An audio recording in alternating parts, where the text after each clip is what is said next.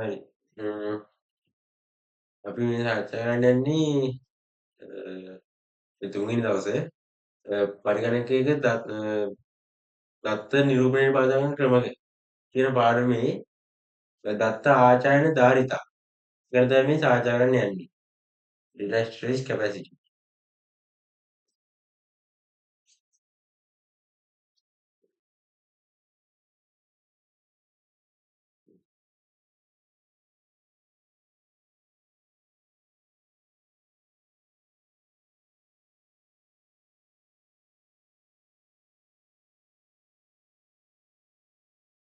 හ්ම්. දත්ත ආචාර්ය. ඒ කියන්නේ මොනවා හරි හදන දෙයක් හරි ඔව් ඒ වගේ අපි කරපු දෙයක් හරි ඔය සේව් කරනවා සේව් කරන්නේ. ඒතකොට ඒවැයි තියෙනවනේ කිලෝබයිට් මෙච්චරයි දැන් පෙන්නන්න ගත්තොත් ගිගාබයිට් මෙච්චරයි ටෙරාබයිට් මෙච්චරයි කියලා තියෙන්නේ. ඒ වගේ. ඒවට ධාරිතා තියෙනවා. ඒකේ කුඩා ප්‍රමාණයක ඉඳලා විශාල වෙනකම්. ඊට එක එක නම් තියෙනවා. දැන්ට අහලා ඇති ගොඩක් දුරට කිලෝබයිට් මෙගාබයිට් ගිගාබයිට් ටෙරාබයිට් පෙටා කොහොමද තියෙන්නේ. ඔතනින් සමහරක් කන අහන්න නැතුව ඇති සමහරක් ඒවා තියෙනවද කියලා හොයාගන්න බැරි තරම්. එතකොට මේකේ කුඩාම ඒකේ තමයි බිට් එක. බිට් බිටුව. මේ බිටුව කියන්නේ එක බිංදුව වගේ මේක බිට් එකක්. මේක බිට් එකක්. ඒක දීමේ අගයක්.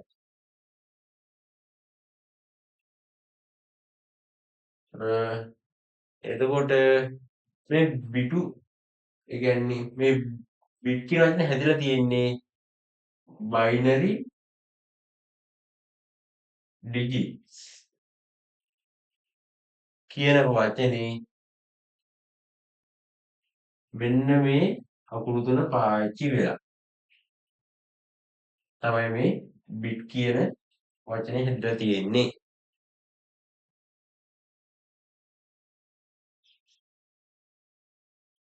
හරි. මේ බිට් 8 එකතු වෙලා තමයි බයිට් එකක්. يعني බයිට් එකක්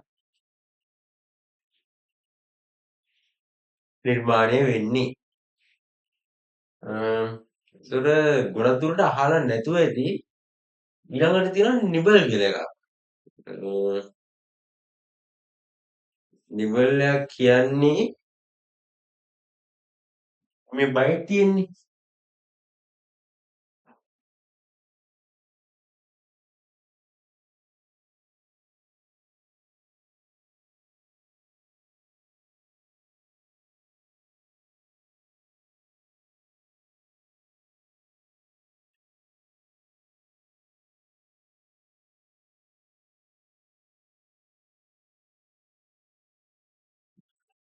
බයිට් එකකින් හරි අඩක්.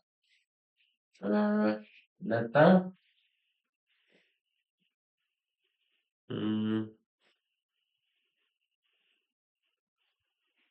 බයිට් එකකින් හරි අඩක් කියන්නේ දැන් බයිට් එකක් වෙන්නේ බිට් 8කින්නේ.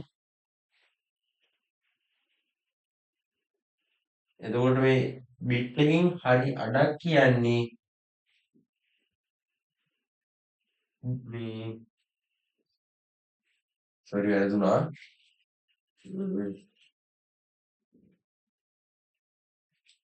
හරි. ඊළඟට තියෙනවා නිබල් කියලා එකක්. නිබල් කියන්නේ දැන් මේ බිට් බයිට් තරම් පාවිච්චි වෙන්නේ නැහැ. මේ බයිට් එක තියෙනවනේ. බයිට් එක කියන්නේ බිටු 8කින්නේ. එකයි බයිට් සමාන වෙනවා 8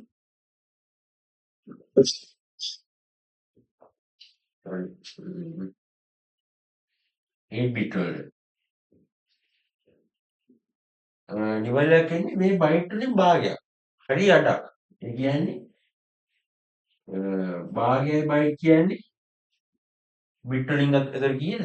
මේක දෙකම දෙනවා. 4යි බිට්. එතකොට නිබල් දෙකක් කියන්නේ කීයද? බිටු 4ක්. අද මේක පාවිච්චි වෙන්නෙම නැතරම් මේක. අර ස්ට්‍රීට් ඩිවයිස් හදද්දී OTA පාවිච්චි කරනවා. ඒ අරින්න සායනක දැකලා දැනෙන්නේ කවුරුවත් මොකක් ගහලා තියෙනවා.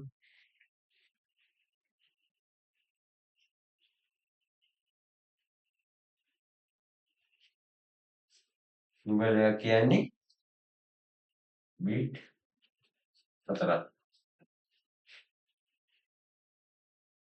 මේ බයිට් 1024ක්. 1024යි බයිට් සමාන වෙනවා කිලෝබයිට් එකකට. කිලෝබයිට්. ඒතර කිලෝබයිට් 1024 එකතු වෙලා තමයි මෙගාබයිට් එකක් හැදෙන්නේ.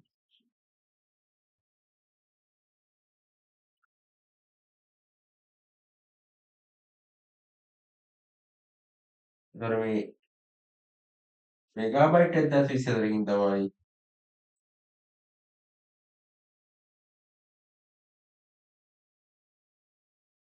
සෝරි මෙගාබයිට් 1024කින් තමයි ගිගාබයිට් එකක් හැදෙන්නේ.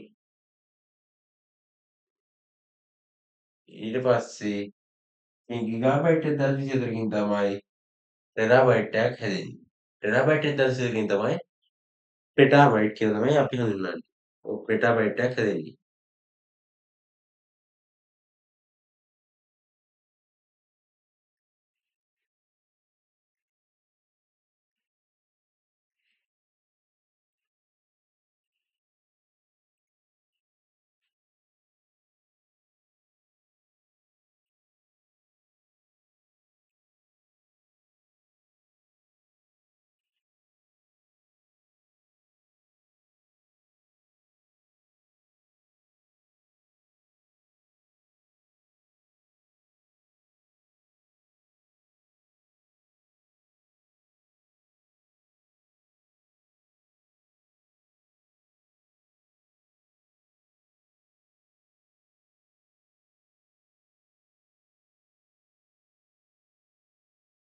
හරි. මේ ධාරිතාවන් තියෙන්නේ මොකක් හරි චිප් එකක් වගේ ඇතුළේනේ. දැන් ගබඩා ගන්න අර සාමාන්‍ය අපි දැකලා තියෙන්නේ. පෙන් ඩ්‍රයිව් එකේ තියෙන පොඩි චිප් එකක්. ඒක ෆෝන් වල තියෙන පොඩි SD කාඩ් වගේ. ඉතින් චිප් වලනේ. ඉතින් ඒ වගේ උපාංග අපිට ධාරිතාව අනුව අපි ධාරිතාව අනුව පෙළ ගැස්සුවොත් මුලින්ම එන්නේ රෙජිස්ටර් මතකේ.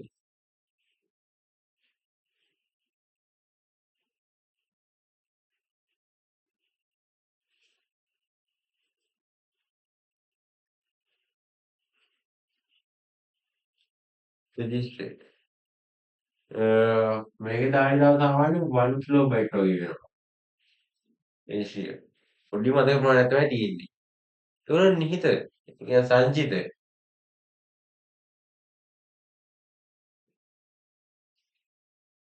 සංචිත.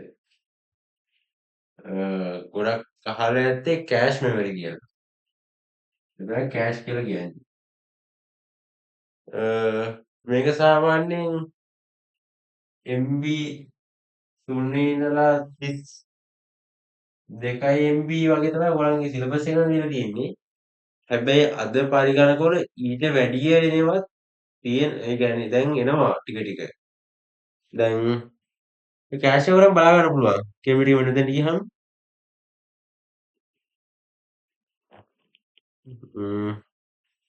ඒවත් දන්නේ ටාස්ක් මැනේජර් එකට ගිහිල්ලා ඔයාලට පුළුවන් මෙතන පර්ෆෝමන්ස් යටතේ CPU තියෙන්නේ. ඒක ක්ලික් කරාට පස්සේ මෙතන පෙන්නනවා මගේ කෑෂ් එක මේ කෑෂ් එක පුරස් 3කට එනවා කම්පියුටර් එකකට. කම්පියුටර් CPU එකේ තමයි CPU එකේ මේ කෑෂ් එක පුරස් 3කට එනවා. මේ LP එක තමයි ධාරිතාව වැඩිම. ඇයි මේකේ මේවට සාපේක්ෂව අඩුයි. මේ කෑෂ් මෙමරි එක වැඩි වෙන්න කම්පියුටර් එකේ තියෙන පර්ෆෝමන්ස් ප්‍රමාණය වැඩි වෙනවා. මෙන්න මෙතන. ඔය අර නිතර පාවිච්චි කරනකොට දත්ත රඳවගෙන ඉන්නේ ඕකේ. එතකොට අර අපි වැඩක් කරද්දී ඉක්මනට ඉක්මනට ඕනි කරන දේවල් ඕකේ වැඩිපුර දාගන්න පුළුවන් කියන්නේ ඉක්මනට වැඩේ ගන්න පුළුවන් කියන එකනේ. සාමාන්‍ය ඔයගොල්ලන්ට දැන් පාරම් කරනවා කියලා හිතන්න. ඔයාලට වැඩක් කරද්දී ඒක ඕනි කරන බඩු ටික ඔයාගේ මේසෙ උඩම තිබ්බොත් නේද ඔයාලට ලේසි. නැත්නම් ඒක කබඩ් එකේ තිබ්බා කියන්නේ. එහෙම නැත්නම් අර පුටුවේ නැගිටලා බිලෝක අරන් එන්න සිද්ධ වෙනවනේ.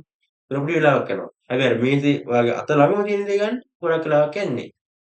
අන්න ඒ වගේ තමයි මේකත්. මෙතන මේ කෑෂ් එක වැඩි වෙන්න ඔයාගේ කම්පියුටර් එකේ පර්ෆෝමන්ස් වැඩි. ඒක අමතරව කිව්වේ.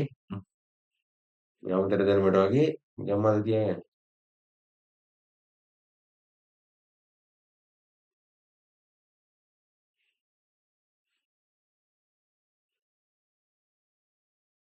හරි.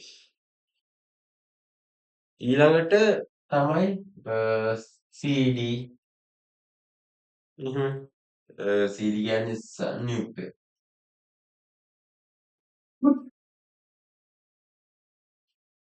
සංයුක්ත මතකය. මේක නම් සාමාන්‍යයෙන් MB 650 ඉඳලා 900 වගේ ගන්න තමයි ආවේ. දැන් නම් CD ඇත්තෙම නෑ. දැන් ගන්නවත් නෑනේ. ඉස්සර නම් අපි ගේම් එහෙම අරන් ඉන්නේ DVD වල. දැන් ගේම් එකක්වත් DVD එකට දාන්න පුළුවන් ප්‍රමාණයක් නෑනේ. DVD එක හැදුවම DVD 6ක විතර ගහන්න වෙනවා ගේම් එකක් එහෙම දැම්මොත් එහෙම. දැන් CD DVD ක්‍රමෙන් ඈත් වෙලා ඒ කියන්නේ දැන් දකින්නම නිතරමනේ. ඊළඟට තියෙන්නේ සංඛ්‍යාංක බහුවිත සැටි.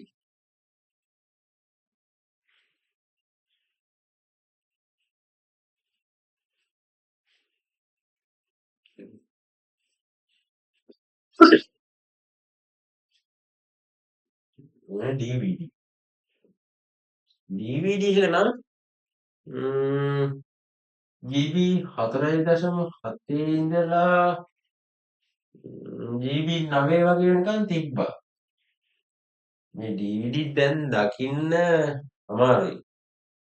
මේ DVD දාන්න DVD ROM එකක්වත් දැන් හොයාගන්න නෑනේ කම්පියුටර් එකකට.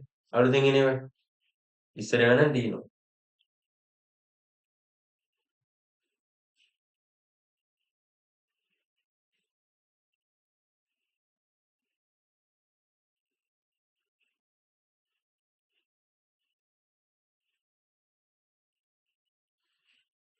ඊළඟට සසම්භාවි ප්‍රවේශ මතකය. නැත්තම් RAM. RAM අද සාමාන්‍යයෙන් 1GB එහෙම ඉස්සර තිබ්බා. දැන් 1GB නෑනේ. දැන් අවම නිකන් 4GB වගේ එනවනේ සාමාන්‍යයෙන්. ඔය වගේ ඉඳලා දැන් 128 256 කොහොමම දැන් කියන්න බෑනේ. අර එකතු කරලා හදාගන්න පුළුවන් යන්නේ වගේ.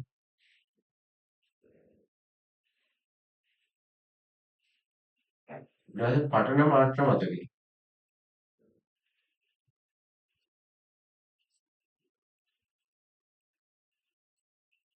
ROM එක. read only memory. ඒකෙත් තියෙනවා.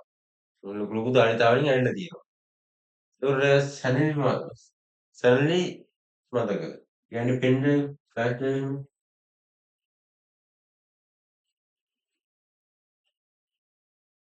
සැලරි මතක. ඒකත් දැන් ඉස්සෙල්ලා මට මතකයි 2GB එහෙම පෙන් තිබ්බා. දැනුත් තියෙනවද දන්නේ නැහැ. හොයාගන්නත් බෑනේ තිබ්බත් කරන්නේ නැහැ තිබ්බත්. 4GB ඔහොම දැන් නම් සාමාන්‍යයෙන් අවම 32 වගේවත් ඕන්නේ වැඩක් කරනවා නම් 32 64 128 ඔහොම ටෙරාබයිට් ගණන් නම් දැකලා ඉතින්. ඊට දුරදෙයි. දුරදෙයි.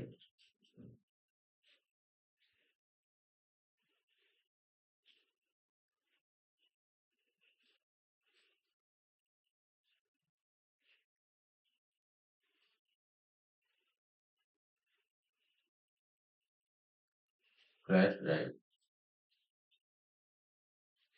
උඩ තැටිත් දැන් ටෙරාබයිට් 5 වගේ වෙන්න ඇවිල්ලා තියෙනවා.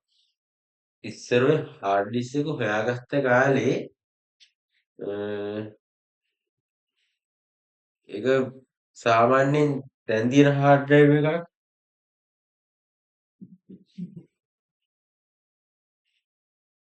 ඔය සාමාන්‍යයෙන් දැන් තියෙන හાર્ඩ් ඩ්‍රයිව් එක සාමාන්‍යයෙන් මෙච්චරයිනේ.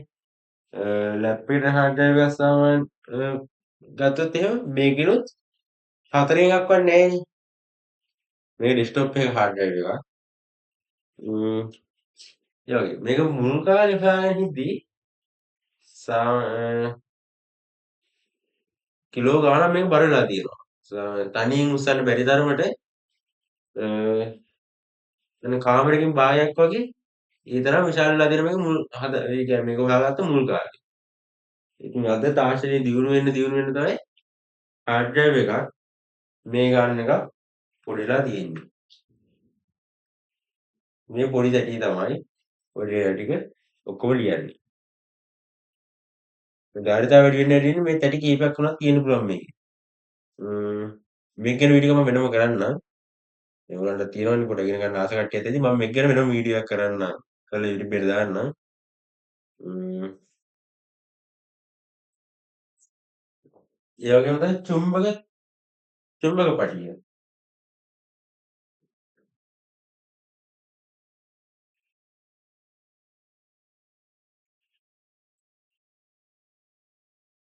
Magnetic tape.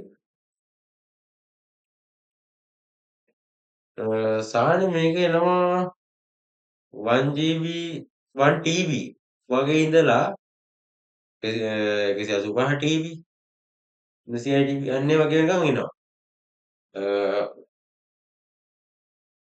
අර ඉස්සරහට අපි අදින්නේ නිකන් කැසට් පටි කියලා අර එක එක තැන් වල අදිනවා වගේ දැන් නම් දකින්නේ නෑ ඒක. සාමාන්‍ය සර්වර්ස් වලට එහෙම වගේ පාවිච්චි කරලා තියෙනවා කියනවා.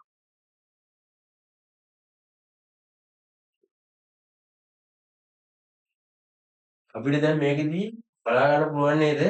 මේ උඩ තිබ්බ KB ගණන් වලින් ඉඳලා පහළදී ටෙරාබයිට් ගණන් වලට ආවනේ.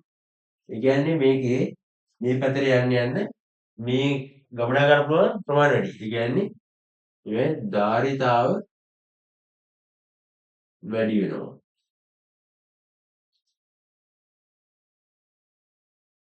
මෙහෙම පල්ලෙහාට යන්න යන්න. ඒ වගේම තමයි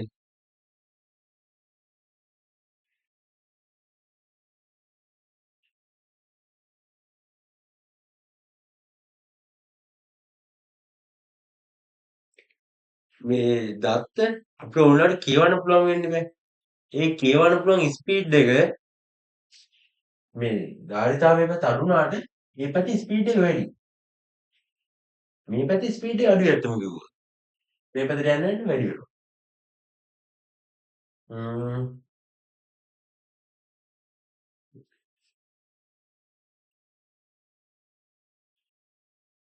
මෙයා හිට් ස්පීඩ්. නැත්නම් දත්ත ප්‍රවේශ කරගැනීමේ වේගය. උඩට යන්න යන්න වැඩි වෙනවා මේකේ. දැන් සමහර කටියට ප්‍රශ්නයක් ඇති වෙලා ඇති. අර දැන් ලැප් වල එහෙම හાર્ඩ් ඩ්‍රයිව් නෑ. ඊළඟට ඇවිල්ලා තියෙන්නේ දැන් SSD එහෙම. SSD NVMe කියලා කියනවා. සමහර කට්ටිය අහලා ඇති සමහර කට්ටිය අහලා නැතුව ඇති. ඒකයි දෙන්නේ මේ ස්ටැන්ලි වර්ග වර්ගෙට. ඒකේ තියෙන මේ පෙන් ඩ්‍රයිව් ෆ්ලෑෂ් ඩ්‍රයිව් වල වගේ පොඩි චිප් එකක් තියෙන්නේ.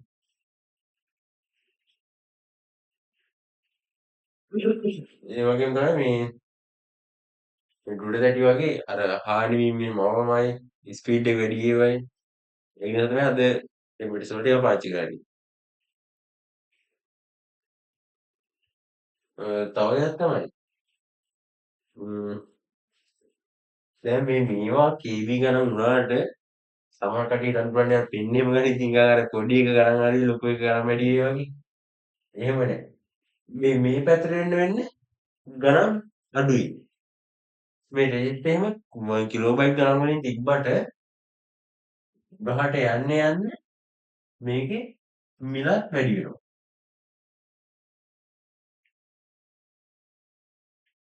ස්පීඩ් එකෙන් වැඩි, මිල වැඩි. ඒවා තමයි මේ උඩට උඩට යන්න තියෙන දකින්න පුළුවන් විශේෂ ලක්ෂණ. හැබැයි උඩට යන්න ගාඩි තාම අඩු වෙනවා.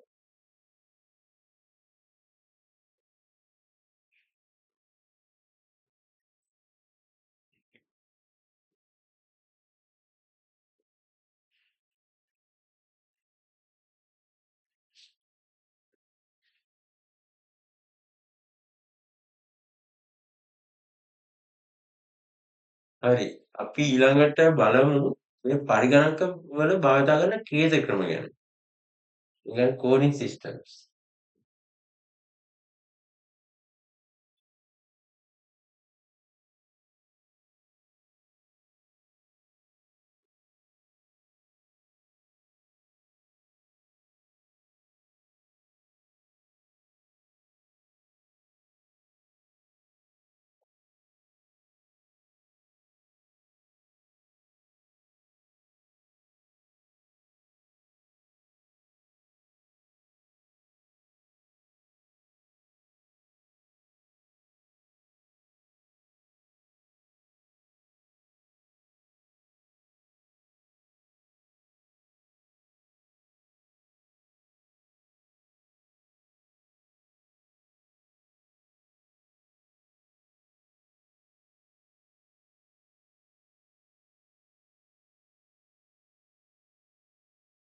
පරිගණක වල භාවිත ඛේද ක්‍රම.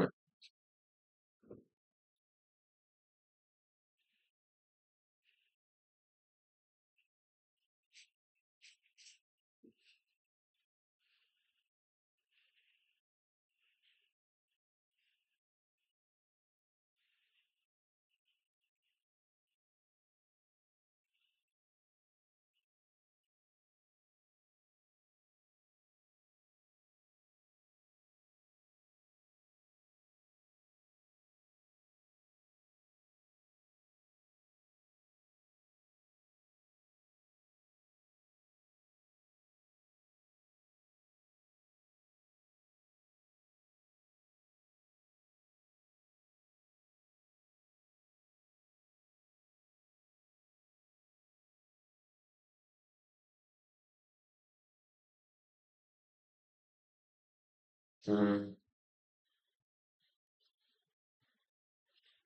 මේකෙදි අපි කතා කරනවා BCD. binary coded decimal.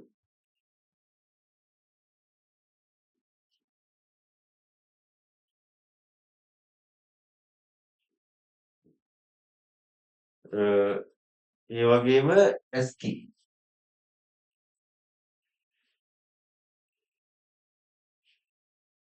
ඊළඟට තව එකක් තියෙනවා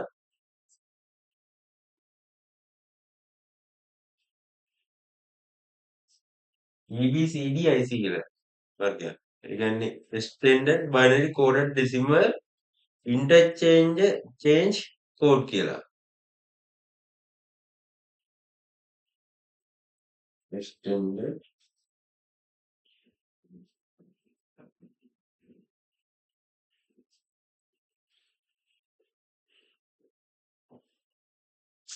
decimal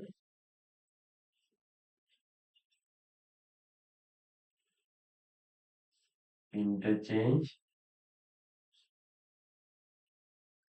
code.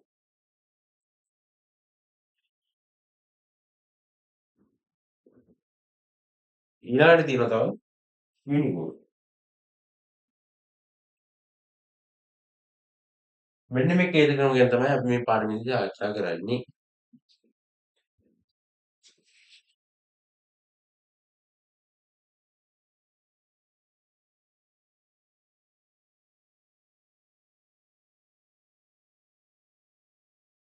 හරි.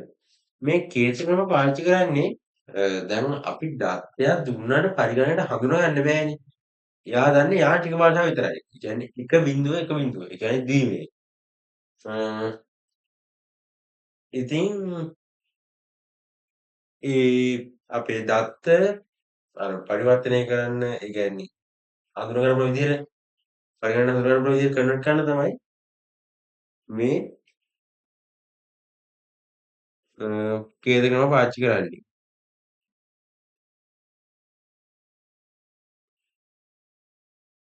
අපි බලමු මුලින් BCD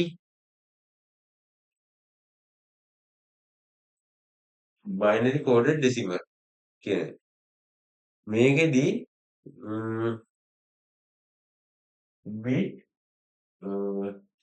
දෙකේ හතරක් ඒ කියන්නේ පිටු හතරක් නිරූපණය කරන්න පුළුවන්. ඒ කියන්නේ අනුලක්ෂණ 16ක් නැත්නම් සංකේත 16ක් පුළුවන් මේකේ.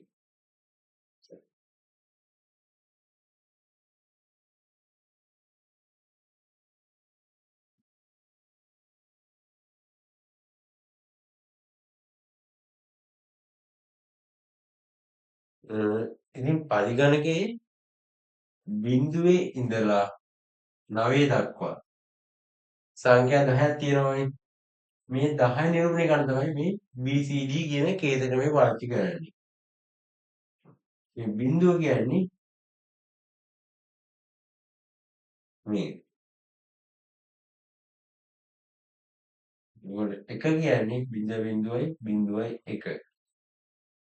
මේ දෙකේ මේ ද්විම සංඛ්‍යා හැබැයි මේ BCD ඡේද ක්‍රමයේදී අපි 2 ලියන්නේ.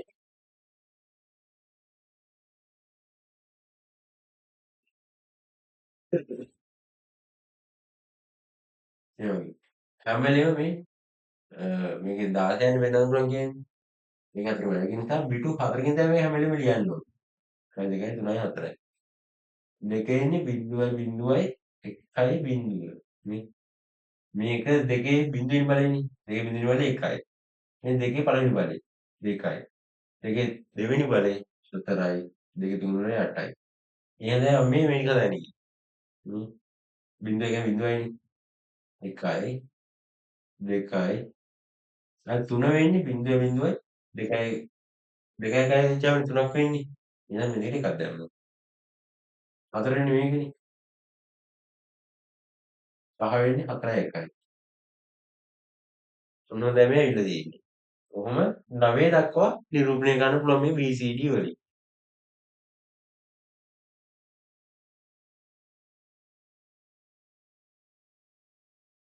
හරි. ඔයාලට කියනවා මෙන්න මෙහෙම දහයවාද සංඛ්‍යාවක් දීලා මේක BCD ඡේද ක්‍රමයෙන් පෙන්වන්න කියලා. ඉතින් අපි කරන්නේ 7 බිට් 4කින් ලියනවා දීමේ විදිහට 3ත් දීමේ කරලා බිට් 4කින් ලියනවා.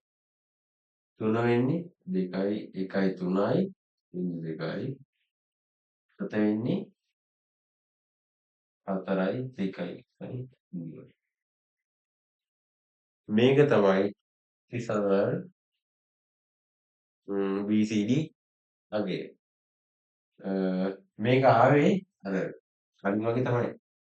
අර දීමේ සංකේතය ලිව්වේ. ඒක මතක නැත්තම් මම මෙයාට ඉන්නන්නේ 7 4 දෙකේවා 3යි ඉතිරි 1ක්. 3ට දෙකේවා 1යි ඉතිරි 1ක්. මේ බිටු 4කින් කියන්න ඕනේ තමයි. අපි දැන් මේ පැත්තෙන් දාගත්තේ.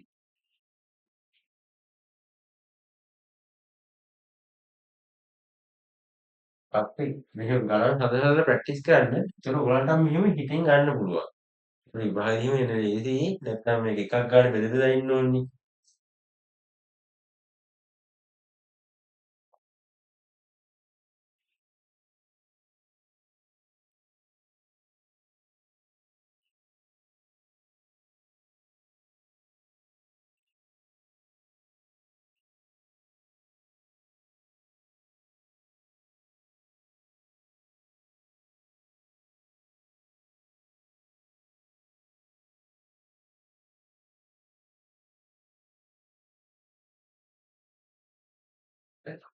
ඊළඟ අපි සාකච්ඡා කරන්නේ ASCII ගැන. මේ ASCII ඡේද ක්‍රමය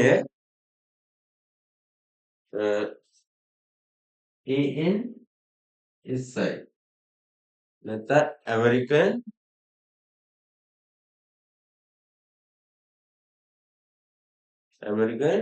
නැෂනල් ස්ටෑන්ඩඩ් ඉන්ස්ටිටියුට්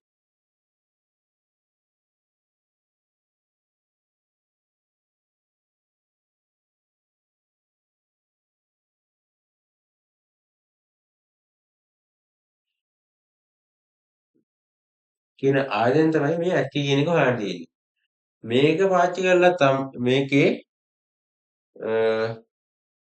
පිටු 7කින් තමයි බිට් 7ක් පාවිච්චි කරලා තමයි මේ ඛේද ක්‍රමයේදී කෝඩ් කරන්නේ. ඒ කියන්නේ මේ ASCII වලින් කරන්නේ අක්ෂර. ඔය ඉංග්‍රීසි අක්ෂර එහෙම A26 ස්පේස් ඒ ඒවා එහෙම මේ තමයි මේ ASCII එක පාවිච්චි කරලා තියෙන්නේ වැඩි.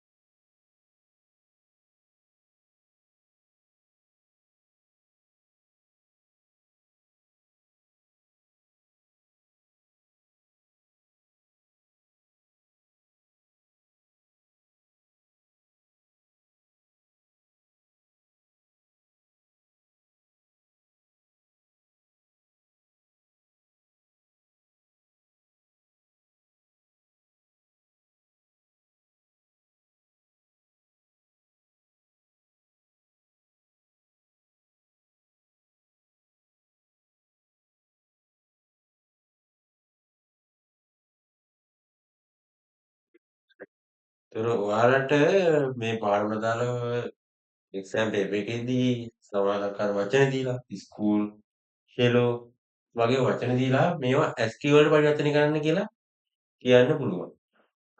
ඒක නිසා මතක තියාගන්න. කැපිටල් A වුණොත් ඒකට දාලා 64. සිම්පල් A වුණොත් ඒක 97. අපි උදාහරණයක් කරලා බලමු දැන් මේ තියෙන්නේ.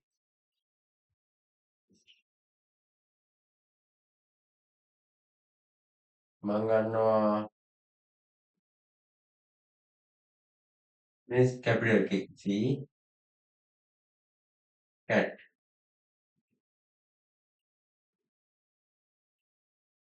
cat කියන වචනේ මම ගන්නවා. මේක කැපිටල් C කියන්නේ එතකොට A කියන්නේ 64 නම් 64 එතකොට මේකට එක එක ඉඳලා තමයි යන්නේ. ඒ කියන්නේ කැපිටල් A 64 නම් කැපිටල් B එන්නේ 65. එතකොට කැපිටල් C එන්නේ 66. අන්න ඒ වගේ. එතකොට 66 ඒක සිම්පල් එක. සිම්පල් ඒ කියන්නේ 97. t එකත් හොයාගන්න ඕනි.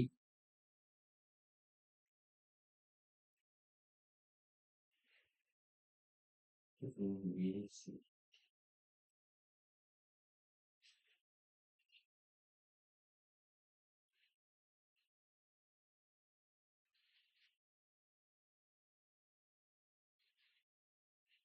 t ඒක සිම්පල් එක. සෝරි මට කැපිටල් ලියුණා. ගණන් ගන්නවා මේ දැන් මේ සිම්පල් A 97යි. 97යිනේ. මේ අපි ගණන් කරගෙන යනවා. 97 98 99 100 101 102 103 104 105 106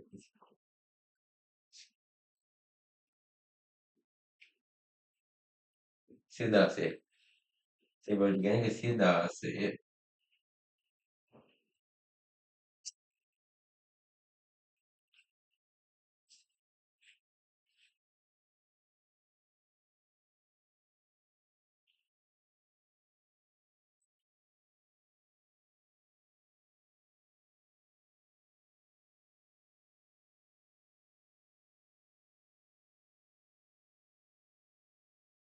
හරි.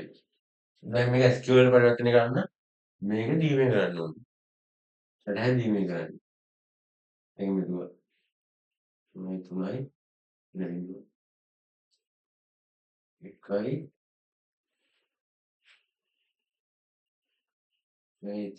1යි 1යි 1යි බිඳුවයි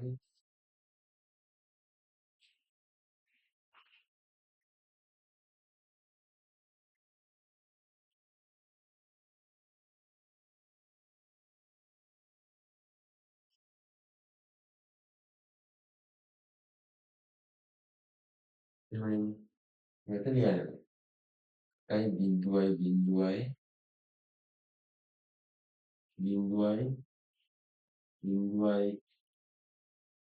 1යි බිඳුවයි.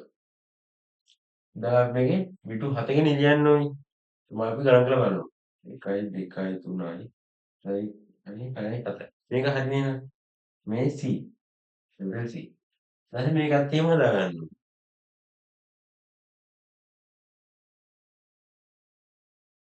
අනුවත මම පින් හදාගන්නවා. ස්ථිර 96යි.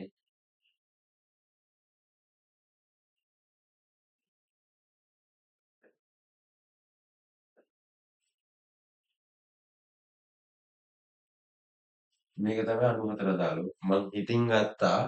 දැන් මේකේ බෙදලා ගන්න පුළුවන්. ඒසි 64යි 32යි 96යි 16නේ 8 ඊළඟට 4 2 1. ඒ වගේ පුරුදු වෙන්න පුළුවන් නම් ඔයාලට ලේසි. ඒක ඉතින් ගන්න පුළුවන් ඉක්මනට. හ්ම්. දැන් මේකේ 1යි 2යි 3යි 4යි 5යි 6යි 7යි. ඒක හරිනේ. 1යි බිඳුවයි බිඳුවයි බිඳුවයි බිඳුවයි බිඳුව. ඊට පස්සේ T අකුර. 116 දීමේ ගන්න ඕනි. 64යි 32යි 96යි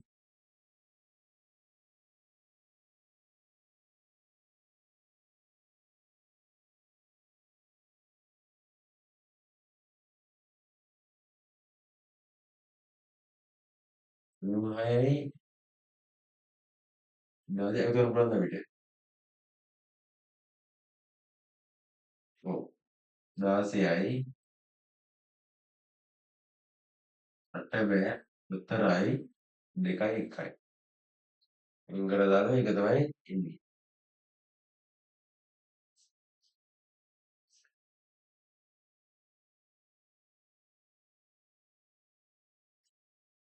හරි. අපි දැන් මේක ලං කරලා ලියා ගන්නවා. ඒතකොට ඒක තමයි මේ කැට් කියන වචනට අදාළ ST අගේ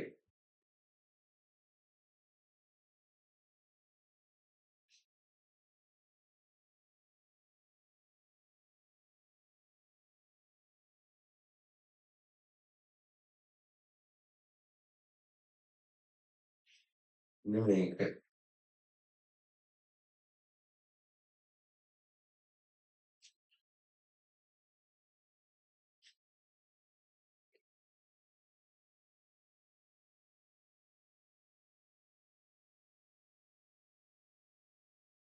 හරි. ඇස්කී සාමාන්‍ය එක්සයිට්මන්ට් මේ වගේ පොඩි පොඩි වචන දීලා ම් බල ඒ කියන්නේ දීලා තියෙනවා මෙච්චර දවස් නැහැ MCQ වලට වගේ. ඔයාලට පුළුවන් ගෙදරින් නිකන් මේ වගේ වචන දීලා හදලා බලන්න පුළුවන්. තමන්ගේ නම පරිවර්තනය කර බලන්න පුළුවන්. මේ වගේ.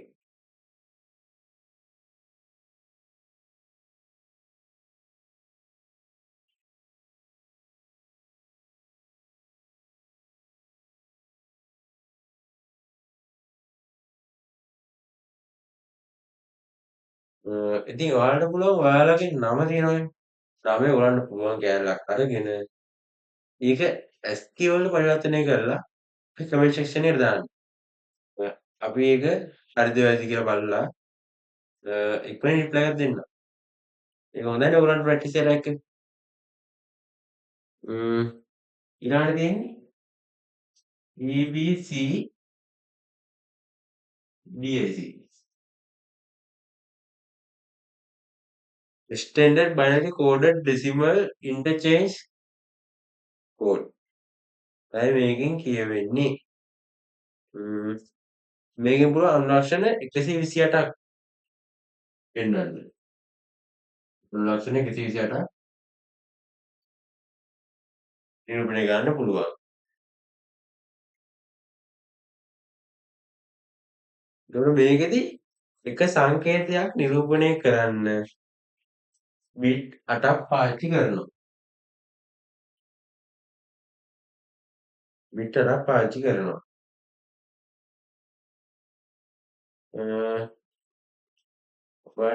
මේ ඛේද ක්‍රමේ වැඩිපුර පාවිච්චි කරේ IBM mainframe කියන පරිගණක වල.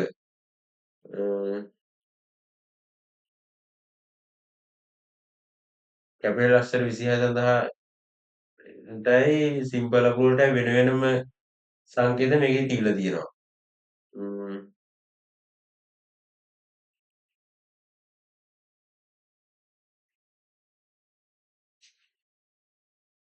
හරි මේකෙදි පිටු 8ක් තමයි පාවිච්චි කරලා තියෙන්නේ. මේක පාවිච්චි කරලා තියෙන්නේ IBM mainframe වල. ඔයගොල්ලෝ පාවිච්චි කරලා තියෙන්නේ IBM mainframe computers වල.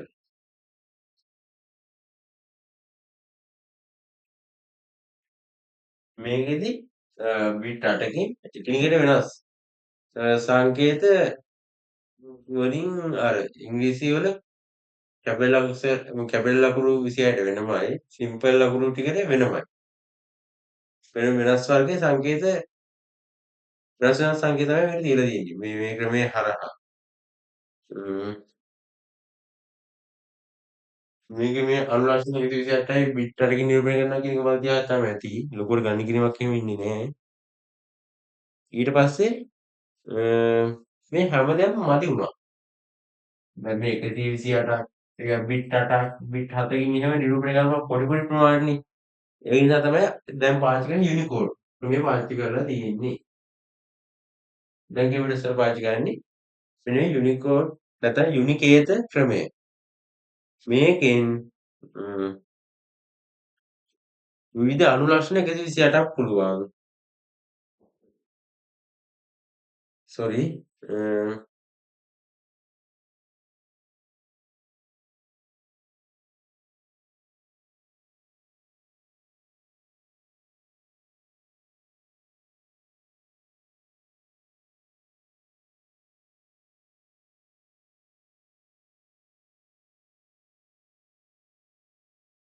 මේ යුනික් කලින් අර ASCII අර EMBD IC ඒ ක්‍රම එහෙම තිබ්බේ. ඒවයින් 128ක් වගේ පුළුවන් වුණාට දැන් ජපාන් සිංහල ඔහොම තියෙනවනේ භාෂා ෆ්‍රාන්ස් කොරියන් කියයි. එතකොට ඒවයි තියෙන අකුරු 26ට වැඩියිනේ. දැන් සිංහල භාෂාවෙන් තියෙනවනේ 60ක්. ඒ වගේ තමයි. දැන් ඒවා නිරූපණය කරන්න අර 128 මදිනේ. ඒක නිසා තමයි මේ යුනිකෝඩ් ක්‍රමය හඳුන්වලා දුන්නේ. අ මේක හා රූපමය දත්ත, අකුරු, ඉලක්කම්, සංකේත, විවිධ භාෂා ඒ හැම දෙයක්ම මේක හරහා නිරූපණය කරන්න පුළුවන්. අද කාලේ පරිගණක වල භාවිතා කරන්නේ මෙන්න මේ යුනිකෝඩ් කියන ක්‍රමවේදය.